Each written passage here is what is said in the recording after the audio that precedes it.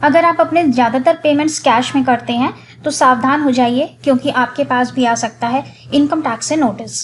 Digital currency का ज़माना है और सरकार ने भी काफ़ी सारे ऐसे रेस्ट्रिक्शंस लगा दिए हैं कि जहां पर आप सिर्फ डिजिटल पेमेंट ही कर सकते हैं, जिससे कि कैश के ट्रांजैक्शंस लिमिटेड हो और लोग ज़्यादातर डिजिटल करेंसी में ही डील करें या ऑनलाइन मोड से ही पेमेंट करें, जिससे कि ट्रांजैक्शंस को ट्रैक करना ईजी हो सके। लेकिन अभी भी बहुत से लोग हैं जो कैश में बहुत ज़्यादा डीलिंग करते हैं, तो ऐसे लोग सावधान हो जाएं, उनके पास आ सकता है इनकम टैक्स से नोटिस। आज की वीडियो में आपको ऐसे 6 ट्रांजैक्शंस के बारे में बताएंगे जहां पर कि आप अगर बहुत भारी मात्रा में कैश का यूज़ करते हैं तो आपको इनकम टैक्स से नोटिस आ सकता है, और उस समय आपको ये एक्सप्लेन करना पड़ेगा ये कैश आपके पास कहां से आया। अपनी कैश इनकम का सोर्स अगर आप नहीं बता पाते हैं तो उसे अनएक्सप्लेन्ड कैश क्रेडिट मान लिया जाता है, और फिर उस पर अंडर सेक्शन 68 और 69 of the income tax act tax and penalty charge की जाती है, जिस पर कि 83% के रेट से आपको टैक्स देना पड़ता है, जिसमें कि 60% फ्लैट रेट टैक्स का है। इसके बाद 25% का सरचार्ज लगता है और 6% की आपको पेनल्टी लगती है। अनएक्सप्लेन्ड कैश पर कितना टैक्स लगता है हमने लास्ट वीडियो में आपको बताया था। अगर आपने नहीं देखा है तो आप डिटेल में वीडियो चेकआउट कर सकते हैं, लिंक आपको डिस्क्रिप्शन बॉक्स में मिल जाएगा। वीडियो को स्टार्ट करने से पहले आपसे छोटी सी रिक्वेस्ट, अगर आप चैनल पर नए हैं या हमारे वीडियो को पहली बार देख रहे हैं तो चैनल को सब्सक्राइब करना मत भूलिएगा। साथ में जो बेल का आइकन है उस पर ज़रूर क्लिक कर दीजिएगा, जिससे कि हमारे वीडियोस अपलोड होते ही आपको उसका नोटिफिकेशन मिल जाए। चलिए स्टार्ट करते हैं आज का वीडियो और जानते हैं कि कौन से 6 ट्रांजैक्शंस हैं जिनमें कि आपको कैश का यूज़ कम से कम करना है, जिससे कि आपको इनकम टैक्स से कोई भी नोटिस ना आए। तो इसमें जो फर्स्ट ट्रांजैक्शन है वो है प्रॉपर्टी की सेल एंड परचेज। जब आप प्रॉपर्टी कैश में खरीदते या बेचते हैं तो इसकी जानकारी property registrar income tax department को दे देता है। प्रॉपर्टी रजिस्ट्रार के लिए कंपल्सरी है कि अगर कोई व्यक्ति 30 लाख रुपए से ज़्यादा की डील कैश में कर रहा है तो वो इनकम टैक्स डिपार्टमेंट को इसकी सूचना देते हैं एसएफटी के द्वारा। एसएफटी एक रिपोर्ट है जो कि रजिस्ट्रार इनकम टैक्स डिपार्टमेंट को देता है, और ये सिर्फ उन केसेस में बनाई जाती है जहां पर कि 30 लाख रुपए से ज़्यादा की डीलिंग कैश में हो रही है। तो अगली बार जब आप प्रॉपर्टी की सेल परचेज करें तो कैश की डीलिंग को 30 लाख रुपए से कम ही रखेगा। अगर 30 लाख रुपए से ज़्यादा आप कैश में डील कर रहे हैं तो इसकी सूचना इनकम टैक्स डिपार्टमेंट को मिल जाती है। इसके बाद बात करते हैं आपके सेविंग अकाउंट की। अब आप सोच रहे होंगे कि सेविंग अकाउंट तो हमारी जमा पूंजी है, जितना भी चाहें उतना पैसा डालें और जितना चाहें उतना पैसा निकालें, इसमें इनकम टैक्स नोटिस आने की क्या बात है। लेकिन ऐसा नहीं है। सेविंग अकाउंट के लिए भी लिमिट फिक्स की गई है। अगर आप अपने सेविंग अकाउंट में पूरे साल भर में ड्यूरिंग द ईयर 10 लाख रुपए से ज़्यादा का कैश डिपॉजिट करते हैं या फिर 10 लाख रुपए से ज़्यादा का कैश विड्रॉ करते हैं उसमें से, तब भी ये सूचना इनकम टैक्स डिपार्टमेंट को मिल जाती है। आपका बैंक रिपोर्ट कर देता है और तब आपके पास आ जाता है इनकम टैक्स से नोटिस। यहाँ पर भी सेम सिचुएशन है। आपको ये एक्सप्लेन करना होगा कि आपके पास ये कैश कहाँ से आया, आपने इतना कैश कैसे डिपॉजिट करवाया। अगर उस समय आप ये एक्सप्लेन नहीं कर पाते हैं और ये आपकी अनएक्सप्लेन्ड इनकम मान लिया जाता है तो इस पर फिर वही 83.25% के हिसाब से आपको टैक्स देना होगा, जो कि काफ़ी ज़्यादा हो जाता है।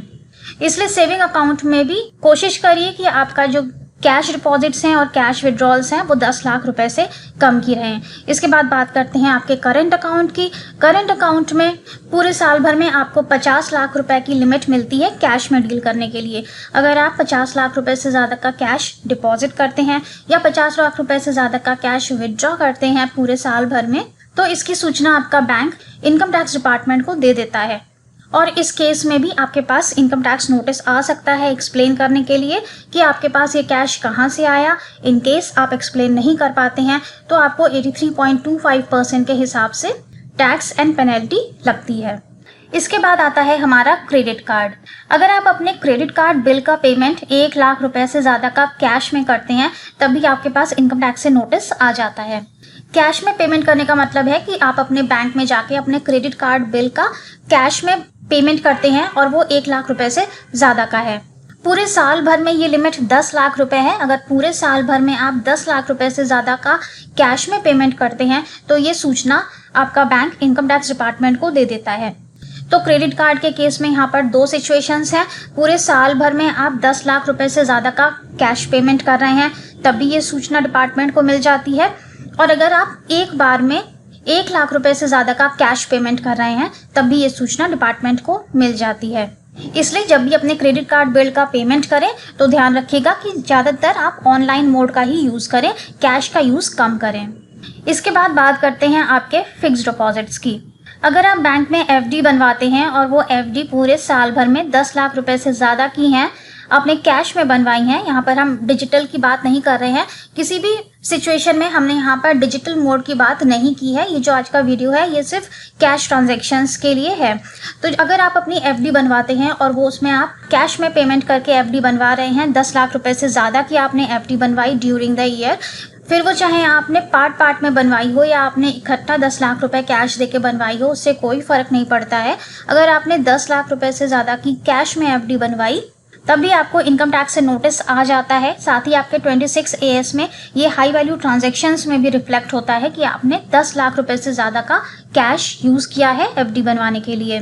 चाहे आप पूरे साल भर में पार्ट में बनवाएं, आप 1-1 लाख रुपए की बनवाएं या फिर आप इकट्ठा कैश दे के बनवा लें, नो मैटर, दोनों ही केसेस में आपके पास इनकम टैक्स डिपार्टमेंट से नोटिस आता है और वो आपसे इस पैसे का सोर्स पूछ सकता है। सेम सिचुएशन यहाँ पर भी है। अगर आप एक्सप्लेन नहीं कर पाते हैं तो ये आपकी अनएक्सप्लेन्ड कैश क्रेडिट मानकर इस पर 83.25% के हिसाब से टैक्स एंड पेनल्टीज लगती हैं। इसके बाद बात करते हैं अपने स्टॉक मार्केट की। स्टॉक मार्केट में इस समय काफ़ी सारे लोग इन्वेस्टमेंट करने लगे हैं।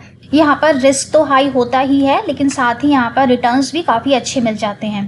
और आपने कहावत तो सुनी ही होगी कि जितना ज़्यादा हम रिस्क लेते हैं उतना ही ज़्यादा हमें रिटर्न्स मिलते हैं। तो एफडीज़ वगैरह आपकी सिक्योर तो हैं, वहाँ पर आपका रिस्क कम है, लेकिन उसी तरह से वहाँ पर आपको रिटर्न भी काफ़ी कम मिलता है, जबकि स्टॉक मार्केट में शेयर्स या म्यूचुअल फंड्स में आपको अच्छा खासा रिटर्न मिल जाता है। स्टॉक मार्केट में भी अगर आप शेयर्स में डील करते हैं, म्यूचुअल फंड परचेज करते हैं, फ्यूचर ऑप्शंस परचेज करते हैं, डेरिवेटिव्स परचेज करते हैं, तब भी अगर आप कैश में डीलिंग करते हैं और साल भर में आपने 10 लाख रुपए के ट्रांजैक्शंस कर लिए कैश में, तो आपको इनकम टैक्स से नोटिस आ जाता है। क्योंकि सभी स्टॉक एक्सचेंजेस या फिर AMCs को ये कंपल्सरी है कि जो भी लोग 10 लाख रुपए से ज़्यादा की कैश डीलिंग करेंगे पूरे साल भर में, वो इनकम टैक्स डिपार्टमेंट को रिपोर्ट करते हैं SFT के थ्रू।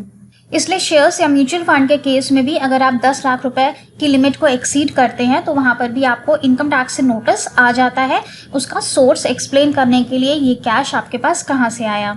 ये 6 हाई वैल्यू ट्रांजैक्शंस हैं जिनमें कि कैश में डीलिंग करने के लिए लिमिट रखी गई है, और अगर आप इन लिमिट को एक्सीड करते हैं तो आपके पास इनकम टैक्स से नोटिस आ जाता है सोर्स एक्सप्लेन करने के लिए। इसलिए अगर आप कैश में डीलिंग करना चाहते हैं तो आप इन लिमिट्स के अंदर रहकर ही कैश में डील करिएगा, जिससे कि आपको फ्यूचर में कोई परेशानी ना हो और इनकम टैक्स से आपको नोटिस ना आ सके। होप कि वीडियो आपके लिए यूजफुल रहा होगा। हमारे चैनल को सब्सक्राइब करना मत भूलिएगा। वीडियो अच्छा लगे तो लाइक एंड शेयर कर दीजिएगा। Thank you so much for watching this video. Have a nice day, stay safe and healthy. Bye bye.